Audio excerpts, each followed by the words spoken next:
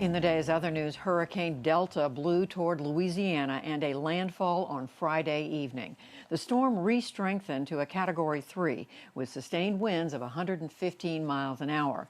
It's now aiming for the Lake Charles region in Louisiana that suffered major damage in August from Hurricane Laura.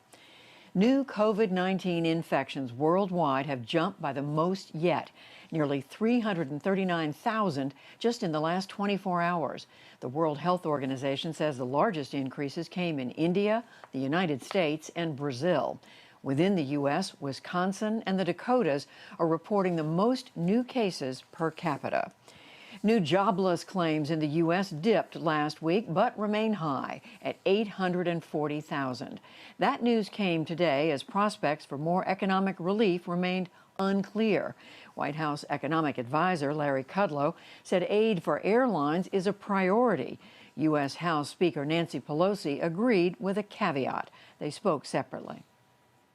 We have made targeted pleas for assistance in key areas, and now the president believes we should shift into a stand-alone bills to get the key points through. Let me just be really clear.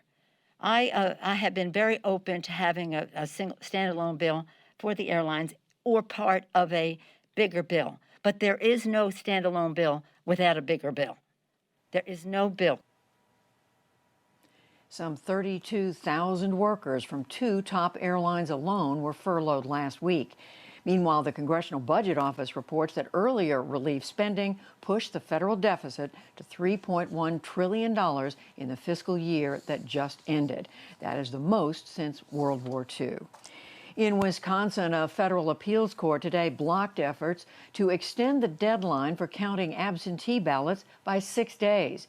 If the ruling stands, the ballots will have to be delivered when polls close on Election Day. Democrats are expected to appeal to the U.S. Supreme Court. On Wall Street today, stocks managed minor gains. The Dow Jones Industrial Average was up 122 points to close at 28,425. The Nasdaq rose 56 points, and the S&P 500 added 27. And American poet Louise Glück has won this year's Nobel Prize for Literature. She first came to prominence in 1968 and has since won a string of honors. The Swedish Academy today called her one of the most prominent poets in American contemporary literature and compared her work with that of Emily Dickinson. Still to come on the NewsHour, the president announces a major withdrawal of U.S. troops from Afghanistan despite a tenuous peace deal. Fighting between Armenia and Azerbaijan threatens to draw regional powers into conflict.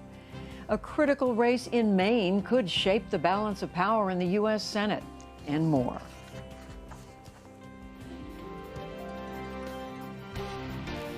This is the PBS NewsHour from WETA Studios in Washington and in the West from the Walter Cronkite School of Journalism at Arizona State University.